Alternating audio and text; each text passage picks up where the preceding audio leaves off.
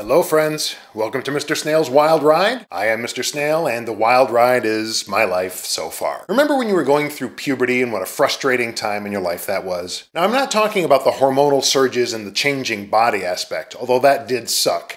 But I'm referring more to the social and psychological aspect of it, where you're really caught in between being a teenager or an adolescent and being a kid. For example, you kind of understand about driving, but you're not going to be able to get your license for several years yet. So you're going to be at the mercy of, getting a ride from people for a long time. You have no independence in that regard at all. Or you're starting to understand that there's very complex social dynamics going on at school. So you're starting to get the hang of it maybe, but you certainly haven't worked all of the subtleties out yet.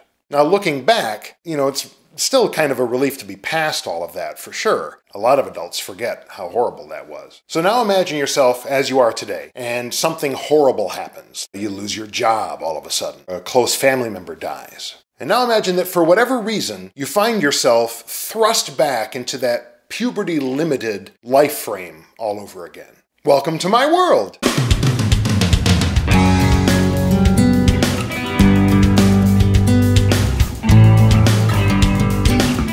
I've mentioned in other videos that I feel like in recent years my autism has been getting worse. What I mean specifically is that I've been exhibiting more hypersensitivity to my environment, increased restricted and repetitive patterns of behavior that I don't like, and persisting deficits in social communications and social circumstances. While that is by no means an exhaustive list, those three characteristics are classic traits of an autism spectrum disorder. So last week, I talked about one of those things, and that's my ongoing problems with loneliness where I live now, and how it's much harder for me than it used to be to try to deal with that and to make new friends and to just be sociable in general. So I'm going to give you a couple of examples of the other two. So the hypersensitivity thing is really new for me.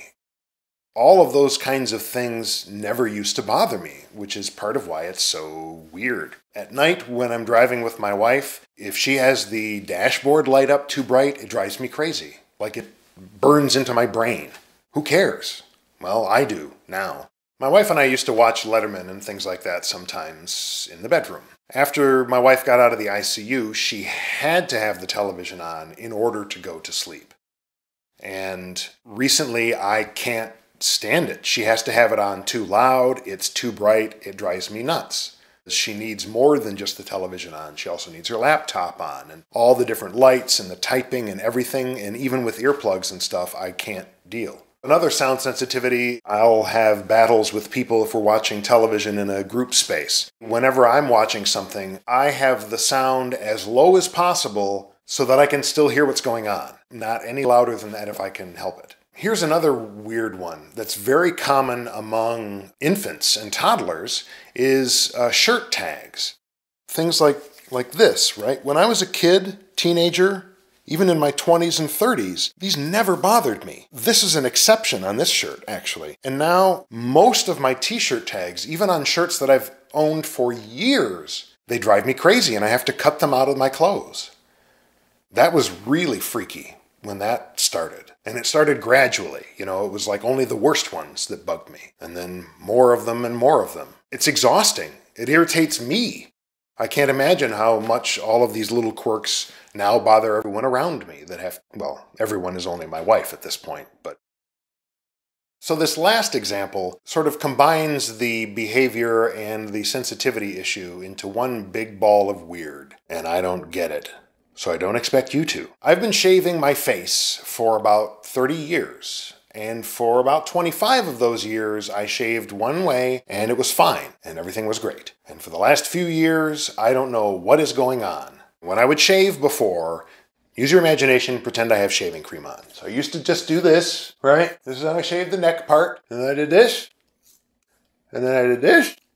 The usual, more or less. Now I feel like, even though I use one of those 6-blade razors, this is not the razor that I use, I cannot get a decent shave on my neck. And no guy ever gets like an awesome TV ad, close shave in the neck. And so I lather up and I do what I showed you. I lather up again and I have to go against the grain like this, sideways, like this, like this. and then I lather up again. Go down, very careful, because this is against the grain.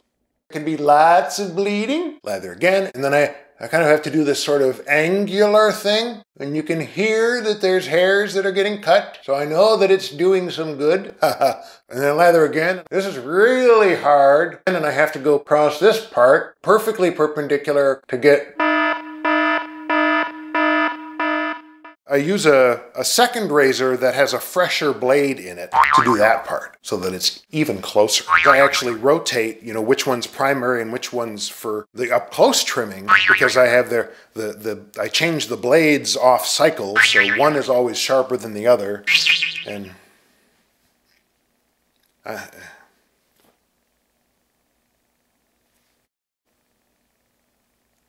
I hate that I care. You gotta remember, I rarely leave the house. And my wife doesn't care at all.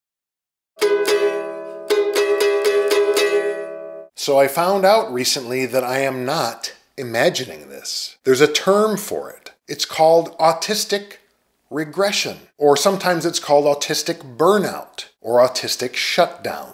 I read an article on a blog very recently. I'll put the link in the description below. I'm going to try to summarize it here, but it's really worth a read. This article is based on anecdotal accounts, most of which were found on Tumblr. This whole idea is really on the bleeding edge of research. There are no scientific articles about this, really, and what few there are, it's all about how it happens to kids in infancy or very early teen years. The fact that it happens to adults at all is not in the literature. The author of this blog found, from looking at these other posts, that it can basically happen at any time and at any age, and it's often preceded by major life changes or some period of increased stress. And supposedly, these losses in our coping skills, it's not permanent, but for someone who has experienced an ongoing series of stressors or feels like everything bad happened, perhaps over the course of the last 20 years of their adult life, that person may feel as if their coping skills have just gotten progressively worse and worse and worse over that period of time. So here's hoping that those coping skills return. I'll bring you more on this as it develops, needless to say. So, thanks for tuning in. Do subscribe, won't you, if you haven't already? And we'll see you next week. Take it easy. We call it the tween. We call it the tween era now. You're a tweenie, or you're tween. Jesus Christ. Got to stay hydrated. You're not really there yet. You don't really have the ins and outs laid out for you, or meh. And these are aspects of autism spectrum disorder, but they're by no means the only sort of classic. Here we go. Those are basically all hallmarks of autistic spectrum disorders. But those are three of sort of the classic hallmarks of an autism. But those three, among others, are classic hallmarks of autistic. But those are in there. Like a nun's finger in your butt. Not any louder than that if I can help it. And if another sound sensitivity, a lot of times, no, I'm not even going to tell this story, it's stupid. There's actually a term for what I've been experiencing. It's called